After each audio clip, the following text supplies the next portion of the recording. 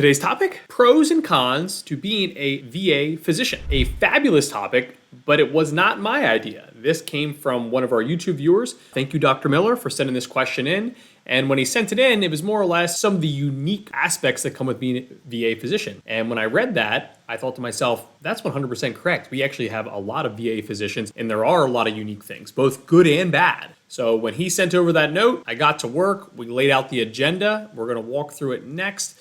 We're going to go through some good things, some bad things, some unique things, some things to keep an eye on, some things to maybe take advantage of. But as a VA physician, or maybe looking to be a VA physician, there are a lot of pros and cons that can come with this role. And, oddly enough, it feels like there's a lot of VA physicians, but it's actually a pretty small group. I believe it's right around like 26,000 of the 1 million doctors, if you're going to include dentists in there on the current data that's out there. So it is a relatively smaller group, but it is also a pretty popular area to look for a position, whether that's right out of training, maybe that's mid-career, maybe that's late career, wherever you are in your career. But we're going to walk through them, pros and cons, good, bad, ugly, everything in between. That's all coming up next.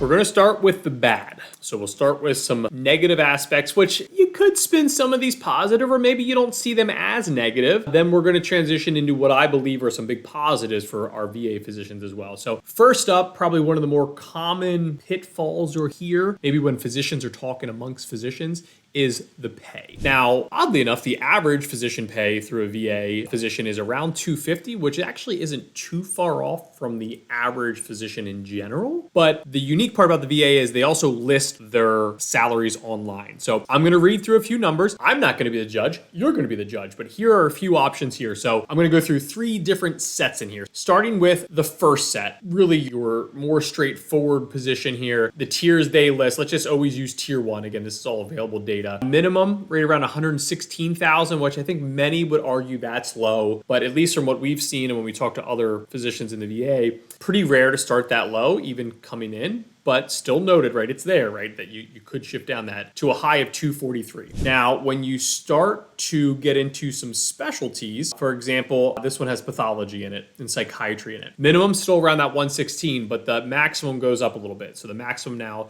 is closer to 282, a little bit over 282. I'm always using tier 1, assuming you're kind of coming in as like a base level physician. They do have supervisors and chiefs and things of that nature in tier 2 and then tier 3, but I won't get into that. Continue our way down here. Let's get into, we got nuclear medicine, we got emergency medicine, cardiology is in here. Tier 1 again, 116, so that's kind of your base, right? That's built in there. It's gonna be similar every time. We've gone a little bit higher now, maximum of 348. So big spread there. I mean, you're literally talking, you're over a $200,000 spread. And then coming into their last group, which this has your more unique specialties. So we got anesthesia in here, we got neurosurgery, we got dermatology, we got plastics in here, we got urology, gastroenterology's in here, vascular surgery, interventional cardiology, so that larger group in here. So base minimum still that 116 number, but the high is 400. And what we have seen as of late is the VA has been pumping those numbers up a little bit, trying to get those numbers a little bit higher. So that is one of the first bad things. Now you could read those numbers and you might just be sitting there saying, I don't know, that doesn't sound so bad. I'm okay with that. But now I want to grow in and get that number going higher, but I'm okay with that. Or maybe you read those numbers and you say, no way. Now, it's such a large range. It's hard, right? There's a $200 swing in your salary is not a small number. And then another pitfall of the VA would be you're usually getting a smaller bonus. Now, if you're coming out of training, you might not know what a large bonus is. But in private practice world, those numbers can get large. In business ownership side, partnership side, those can get large. VA, you're usually around, I believe they cap it at either 15,000 or 20,000, but we usually don't see it higher than that. So you're usually getting an incentive bonus that is around that number. I should say that's the peak of it. Hopefully you're hitting all your targets. So first one is pay. Again, historically, the cafeteria chatter, I always say, would say that it's a lower scale. You be the judge for your own. But first up, on the negative side, we're going to list pay in there for our VA physicians. Next up, this one's going to be a little bit more short and sweet. It's a government job.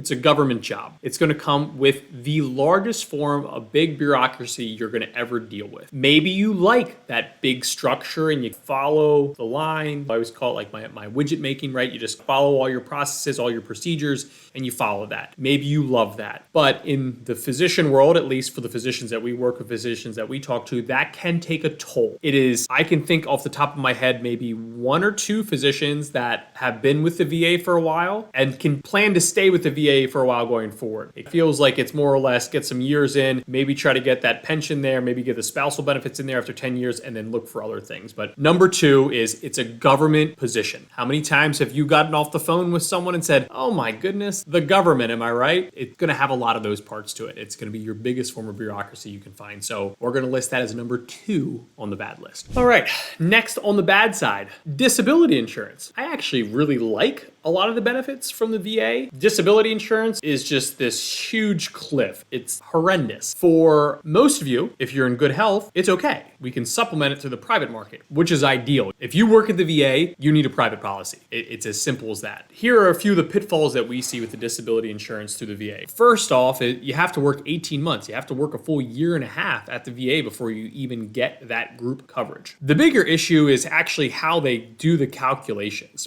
One, it's a difficult disability to qualify for. Essentially, they're using the same requirements as Social Security disability, which is a decently difficult one to qualify for. But here's their formula. I'm going to read you their formula directly from their benefits package. For the first year, 60% of your high 3 average pay. So if you had 3 years in a row of $100,000, just for easy math for me, that's your average, right? So you're going to get 60% of that minus 100% of whatever disability is paying you. Now, 60%, truthfully, that's what you're going to see in most other employee benefits. So that's not uncommon. Here's where it falls off a cliff, though. After that first year, and until age 62, it's actually only 40% of your highest 3 average years. 40%. That's really low. And remember, this is getting paid for by the government, right? The government's helping pay for this. So it's also a taxable benefit. This is what we mean by you need to go get a good supplemental group plan. Now, if this is all you can get, hey, it's better than nothing. But as a physician, as a high income earner, this is not the definition of disability that we want to see. We don't love anything about this policy. So if you're watching this and you only have VA disability, look to supplement with the private policy. If you're at the VA and you're concerned that you might not be able to get a private policy, find a good independent broker, talk through what your concerns are on why you may not be able to get that. And I say that because you always want to walk through an application with a good independent broker, because if you apply and you get denied, that's on your record forever, and it makes it a lot more difficult to get private disability policies going forward. So number 3 on the list, on the bad side, we don't love that disability insurance to the VA. Last but not least, as we end our bashing section of the VA, you're an employee forever. Maybe you like that idea. Maybe you never wanted to be an owner or a partner in a practice. But if you're in the VA long term, I can tell you there's only one option. You're an employee forever. Now, it doesn't mean you can't do some side gigs and maybe you get something unique going there, but at the same time, in the VA as your main role, you are going to be an employee forever. And that's something you need to keep in mind, which is why I noted earlier in this video that, to us, it feels like the VA has been used historically for a stepping stone. A little bit earlier in the career, there are some good student loan benefits, which we're going to start to hit the pros next. But just keep that in mind. We'll end our bashing with that. But if you're going to work at the VA, just keep in mind you're going to be an employee forever. You can't own the VA. You can't own the U.S. government. Uncle Sam cannot be bought. No, never mind. So last one, employee forever. But that ends the bashing of the VA. On to the positives. Those are all coming up next. All right, let's get positive now. If I kept going on that negative list, I was a little bit worried Uncle Sam was going to show up and teach me a lesson or two. So let's get to the positives now. And the good news is, if you were coming into this and you're like, man, I kind of like the VA. This sounds like a good gig to me. We're going to have a much longer list actually on the pro side. Now, same thing goes to the negative side, right? Some of these, maybe you're more neutral on, maybe you're very positive on, maybe some of these you might consider negative, but let's get into it. So first one I have is work-life balance. As a physician, you don't hear that word very often, but I will say our VA physicians have consistent work schedules. And now, as soon as I say this, I'm going to get like 14 comments on how they hate their work-life balance. They're always at the VA. But for at least the clients that we work with, and we have a good spread from dermatologies to anesthesia to psychiatry. So we got a good mix of physicians in there. And they all are pretty happy with their work-life balance. They know their schedules. Some get out early and they can go play some golf. Some know that they're always going to have weekends with the kids. Some can get the kids to school in the morning. So work-life balance, which to me, as the biggest advocate for our physicians to avoid burnout, work-life balance. So that's one that probably doesn't get enough credit. And another one that's really hard to value.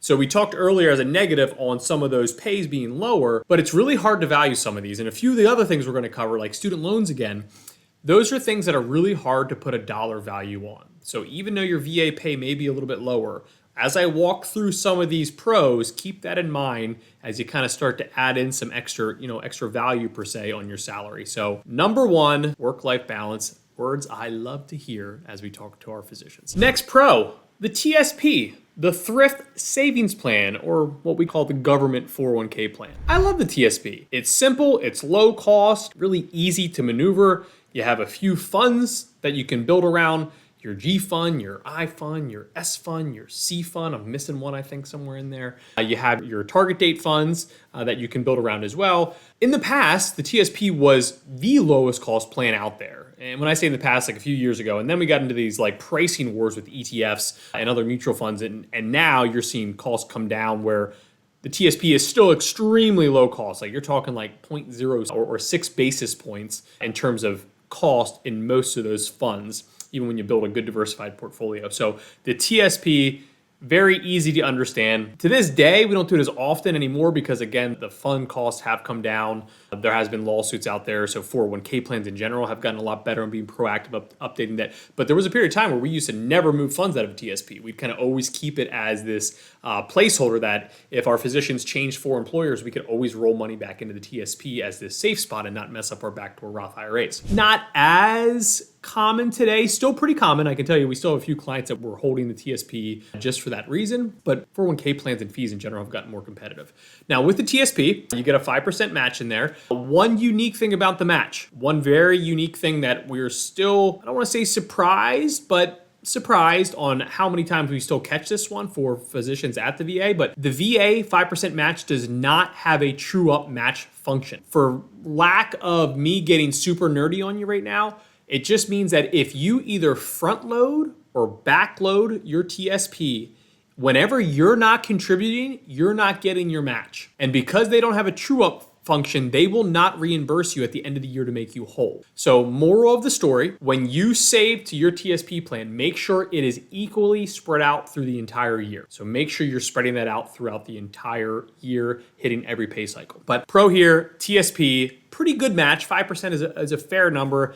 I think some academic institutions would probably kind of giggle at 5% because you'll see higher numbers, but all things considered, 5 is a fair number. Just watch that true up match, take advantage of those good low cost investment options. TSP, beautiful. It's a beautiful retirement plan to build around. Next pro, student loans. And we get 2 really good programs here. So first, public service loan forgiveness. That's probably not a new term to many of you in the physician world in particular, but being a government entity, you get access to the public service loan forgiveness program. I won't get into the details of that. You probably know what it is. If you don't, Google it. Big win there. Next up, which is unique only to the VA, is the EDRP program, Education Debt Reduction Program. Is a really neat program. Most of our VA physicians have gotten this. They say it's really based on specialty and how much they're trying to attract physicians for that specialty that will do this. But we've seen pretty good luck for almost all of our physicians. I actually can't name a VA physician that was not getting access to this. $40,000 per year, up to 5 years. Unique thing here, it is taxable, but a neat reimbursement program in there too. So if you're making up to $40,000 per year in payments for your PSLF, they'll refund it to you. So a neat aspect there, up to 5 years. So with a lot of our physicians, we're pretty much building our VA physicians, we're building around both programs. We're making sure we're keeping an eye on PSLF, but also EDRP. The other unique thing in here is that EDRP can also be applied to private loans. So if you're watching this video and you say, oh sugar, PSLF doesn't do anything for me, I only have private loans now because rates were really low and I refinanced a long time ago, or whatever the case would be, at least you got low rates, right? You can put these towards private loans. So very unique circumstance as a VA physician where you get access to two really world-class student loan programs, PSLF, EDRP. And as I noted a few times now, these are things that are hard to put a value on. But if you're gonna have a couple $100,000 of debt forgiven, whether that's PSLF or EDRP or a combination of two, that's a big win. And that's why I think we see a lot of younger physicians coming out of training really like the VA, because it gives them a chance to build a good foundation, but at the same time, a lot of good benefits in here in terms of getting rid of those student loans. So big pro here, student loan programs for the VA. Next up, the pension. The pension is a big pro in my book. Every now and then we'll have a VA physician that'll say, well, what if I just put that in my TSP? That'd be a lot cooler, a lot more flexible. And I can't disagree there. So maybe you could say it's kind of a negative, but for the most part, I'm saying it's a positive. Now, depending on when you were hired, it can affect some of these numbers. But for most new hires, you should fall under the letters they put after this called FRAE, which stands for Further Revised Annuity Employee. And currently, here's what it looks like. You would be contributing 4.4% of your salary to the pension bucket, and then the government would be putting in 16.5. That was actually just revised down. Now it was revised down from 16.1, and I believe this kicked in October of 2023. So it's pretty relevant and brand new. But that did go down a little bit. So they can update those numbers. And that's for physicians. If you actually pull up like the government spreadsheet, it has a huge number in there. I'm using the regular number at 16.5, but law enforcement, it's actually 36.4. Air traffic controllers, 37.3. So depending on where you are, congressional employees are also at 16.5. Capitol Police, 36.4. Law enforcement, postal, 35.3. Regardless, you can find all this online. That's one of the good things about VA roles. You can find pretty much all that data online. But pension would be a benefit. The key thing to remember with the pension is you got to put enough time in to vest. And then if you're looking for spousal benefits, you got to at least get to 10 years. I believe the basic vest is 5 years. Should be a 5-year vest for your regular pension and then a 10-year to get spousal benefits. But pension, you don't hear that word all that often anymore. And as a physician, you're probably going to interview at a lot of different places. You'll probably never hear the word pension. VA is one of the last dinosaurs still out there, I guess we'll call it, in terms of the pension world. So pension, pro, another good benefit from the VA. Another pro for the VA, licensing. Bet you didn't expect that one. But I know this can be a big pain in the butt for a lot of physicians, especially when coming into a new hospital, transition hospitals. The cool thing about the VA is there's 1,250 hospitals, and once you get accredited, approved in one, you're good for all of them. So whether you want to work in Tampa, Florida, Philadelphia, Pennsylvania, Honolulu, Hawaii, I assume there's a VA there. I'm just making up really cool cities at this point, but those are transferable. You can be at any of those 1,250 locations and you don't have to worry about getting new licensing. I believe it also covers some US territories and some other more exotic spots. So a little bit shorter on this one, but another pro in there because I know that can be a big pain in the butt, and maybe you're a physician that wants to travel a little bit more. You want to see some of the world. This could give you a unique spot there and make it a lot easier in terms of your licensing. So a pro for the VA, easy licensing. Last but not least, we'll end on a soft note here. There's just deeper value in the work that comes with being a VA physician. Every day you walk into that hospital, you're presented with a unique opportunity. You're only working with veterans, someone who dedicated their time, committed their time, volunteered their time to serve and protect our country, the best country in the world. And in addition to that, usually that group has a higher probability to be on the lower income side. So not only are you serving those who have served our country and helping them, you're also helping out individuals that likely don't have the funds necessary to get great care. But thankfully, we have a nice lineup of world-class physicians every day that walk into the VA. And I think whether you consider this one a pro or maybe just something more neutral, maybe someone would even say negative. I think it depends on how much of your patriot hat you're wearing. As someone that loves this country and is proud to represent the red, white, and blue, I hope a lot of VA physicians also take that same pride in there. So one of those unique benefits, one of those more soft sides, we sometimes call them the soft side of money, at least in terms of financial planning. We'll call it the soft side of medicine, where one of those benefits you may not sign up for, but can have a lot of deeper meaning for you as you move forward as a world-class physician of your own, helping those that have served this country. And there you have it, the pros and cons of being a VA physician or thinking about being a VA physician. I believe the cons list was only 4. The pros list was 6. So more pros than cons here. Again, some of those maybe shift them around. And there's a lot more. There's a lot more good things that come with being a VA physician. There's maybe some more negatives depending on where you're coming in at. And every hospital, every VA system is part of the VA system, but we all know, depending on how that hospital is being run in particular, it might be the best experience, the worst experience. Only time will tell. But if you're interviewing, talking to physicians and talking through some of these things, and it's other colleagues in there, even just your nursing staff, right? They're going to be a big part of everything you're doing on a day-to-day basis. So again, a big thank you to Dr. Miller because this was really fun. I actually got 2 full pages of notes, which usually coming into these videos, I try not to think too much into it, but this one I sat down, I started writing, and I kept going. So again, a thank you to Dr. Miller for not only tuning into the YouTube channel and watching these videos, but also taking the time to send me this idea and even corresponding a little bit after that as well. As always, thank you for tuning in. Thanks for hanging out with me here for the last 15 minutes or so. If you have not subscribed to the channel, now's a great time to subscribe. If you also click on this little bell icon, you'll get a notification